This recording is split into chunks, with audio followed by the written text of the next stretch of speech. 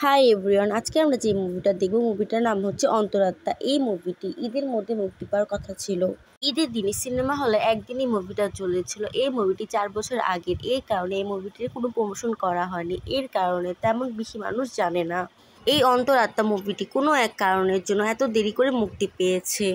আপনারা যদি বরবাদ, দাগি, জঙ্গলি মুভিটা না দেখে থাকেন তাহলে এই চ্যানেলে দেওয়া আছে, প্লিজ তা দেখে নেবেন। আমার চ্যানেলটি নতুন, আপনাদের যদি এই মুভিটা ভালো লেগে থাকে তাহলে প্লিজ সাবস্ক্রাইব করবেন। চলুন দেরি না করে মুভিটা শুরু করে ফেলি। গল্পের শুরুতে আমরা ছোট্ট একটা গ্রাম থেকে, সেই গ্রামে একটা পরিবার ছিল। সেই পরিবারে একটা ছেলে ছিল, ছেলেটির নাম হচ্ছে প্রথম। এই হলো আমাদের গল্প নায়ক, ছেলেটির নাম হচ্ছে প্রথম। প্রথমদের পরিবার এই গ্রামের সব থেকে ধনী পরিবার। তাদের কোনো ধরনের কোনো কিছুর অভাব ছিল না। যেহেতু তারা অনেক বেশি ধনী, তাদের অনেক নামডাক আছে, তাই তাদের শত্রুও আছে। শত্রুরা প্ল্যান করে প্রথমদের পরিবারের সবাইকে মেরে ফেলবে, তাই তারা রাতে এসে প্রথমদের পরিবারের সবাইকে মেরে ফেলে। শুধু বেঁচেছিল প্রথম। তারা নৃশংসভাবে এক এক করে সবাইকে হত্যা করতে থাকে। সকালে যখন গ্রামবাসী সবাই দেখতে পায় এই অবস্থা, সবাই তো অবাক হয়ে যায়। আর প্রথম কান্নায় ভেঙে পড়ে। সে এক মুহূর্তে এতিম হয়ে গেছে, তার পরিবারের সবাই মারা গিয়েছে। সে এখন কি করবে? এই ঘটনার পর প্রথম আস্তে আস্তে বড় হতে থাকে। প্রথম যখন বড় হয়ে যায় তার সব কিছু দায়িত্ব বুঝে নেয়। পরিবারের মৃত্যুর কারণে সে একদম ভেঙে পড়ে। তার মনে সবসময় এক ধরনের রাগ কাজ করতে থাকে। কারো কথা শুনতে চাইতো না, সবসময় অবাধ্য হয়ে থাকতো, অনেক বেশি রেগে থাকতো। প্রথমে যদি মনে হয় তাকে নিয়ে কেউ ষড়যন্ত্র করছে, সে সাথে সাথে তাকে মেরে ফেলে, কারণ তার পরিবারকে এইভাবে কারা মেরে ফেলেছিল। এই গল্পের ভিলেন হচ্ছে প্রথমের বন্ধু জাকির। প্রথম তাকে অন্ধের মতো বিশ্বাস করে, তাকে সবসময় সব কথা বলে থাকে।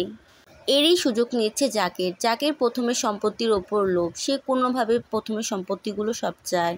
প্রথমকে সবসময় ভুলভাল কথা বলে রাগিয়ে রাখে, কোনোভাবে প্রথমকে শান্তিতে থাকতে দেয় না। প্রথমের পরিবার নেই, তাও প্রথমের অনেক অর্থ সম্পদ ছিল, তাও তার মনে কোনো শান্তি ছিল না। প্রথম সবসময় তার আপনজন, তার পরিবারকে সবসময় মিস করতো।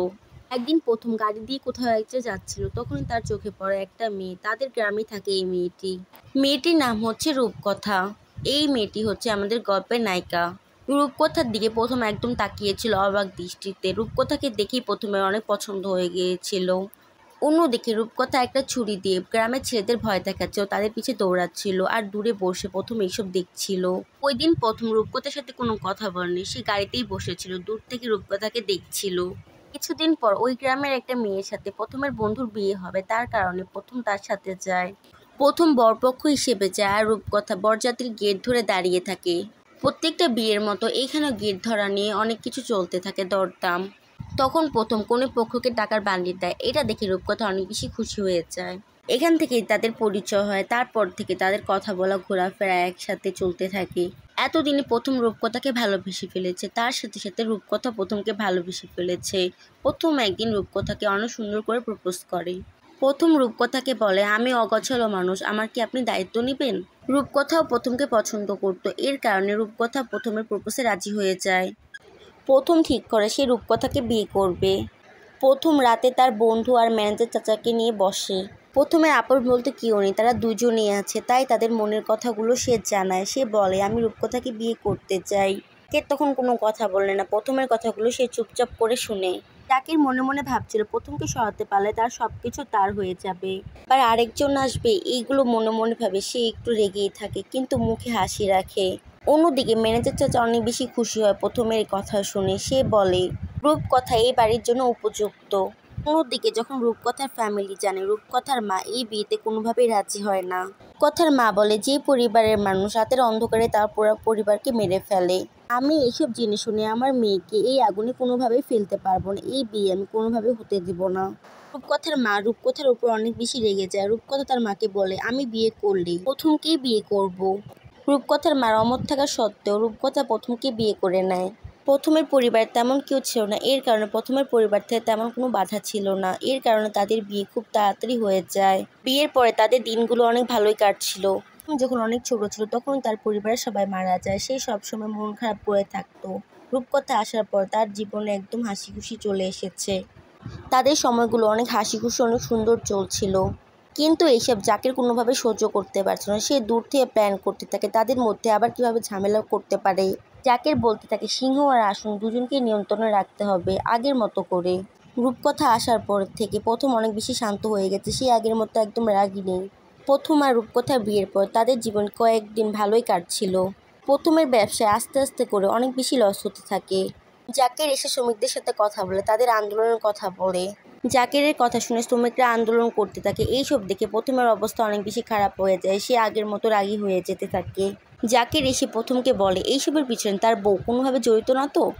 তাকে প্রায় প্রথমের ব্যবসার পার্টনারদের সাথে কথা বলতে দেখা গিয়েছে। এইসব কথা শুনে প্রথমে ধীরে ধীরে রূপকথার প্রতি সন্দেহ বাড়তে থাকে। সে ভাবে আসলেই তো জাকের যা বলছে এগুলো আসলেই সত্যি না তো। দুজনের মধ্যে টুকটাক ঝামেলা শুরু হতে থাকে। তারা প্রতিদিনই প্রায় অনেক বেশি ঝগড়া করতে থাকে। প্রথম রূপকথার সাথে থাকা তার সাথে কথা বলা একদমই বন্ধ করে দিচ্ছিল। এই কারণে দুজনেই কষ্ট পাচ্ছিল। দিন দিন ঝামেলা বড়ই হচ্ছিল, কোনো সমাধান হচ্ছিল না। এর কারণে প্রথমের মানসিক অবস্থা ভালো ছিল না। সে কোনোভাবে ব্যবসা ভালোভাবে করতে পারছিল না। তাই প্রথম জাকিরকে সব কিছু ব্যবসা বুঝিয়ে দেয়।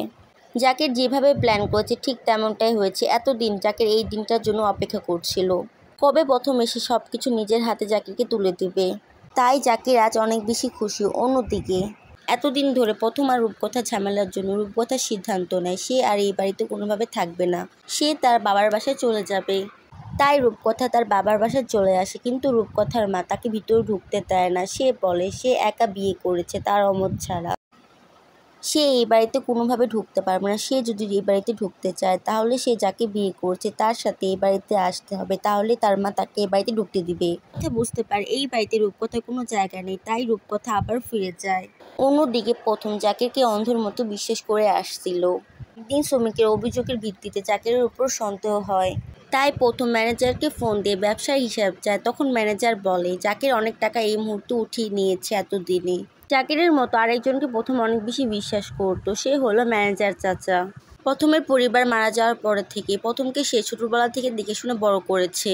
সে কিছু ফাইল নিয়ে আসে প্রথমকে দেখানোর জন্য। সেখানে স্পষ্ট দেখা যায় এতদিন ধরে জাকির যা যা করেছিল সব কিছু এখানে তুলে ধরা হয়েছে। এইসব দেখে প্রথমে অনেক বেশি খারাপ লাগে। এতদিন ধরে জাকিরকে বিশ্বাস করেছে, জাকির এইসব করেছে। তার সাথে সাথে প্রথমে অনেক বেশি রাগ হয়ে যায় জাকির এগুলো কেন করলো। তাই প্রথম জাকিরের সাথে দেখা করতে চায়। প্রথম সবার সামনে জাকিরকে বলে এতদিন ধরে আমার সামনে মিথ্যার আবরণ তুলে ধরে রেখেছিলি। আমার পরিবারের ওপর তুই হিংসা ঘৃণা সবকিছু জমিয়ে রেখেছিলি। তুই লেখাপড়ার নাম করে অনেক টাকা পয়সা আমার কাছ থেকে হাতিয়ে নিয়েছিস, তার সাথে সাথে অনেক সম্পত্তি আমার কাছ থেকে লিখে নিয়েছিস। প্রথম জাকিরকে বলে বলতো আমি তোকে কি দিইনি, রাস্তা থেকে কুড়িয়ে নিয়ে এসে তোকে রাজপ্রাসাদে বসিয়েছি। জাকির প্রথমের কথাগুলো সবকিছু চুপচাপ করে শুনছিল, সে কোনো কথা বলছিল না।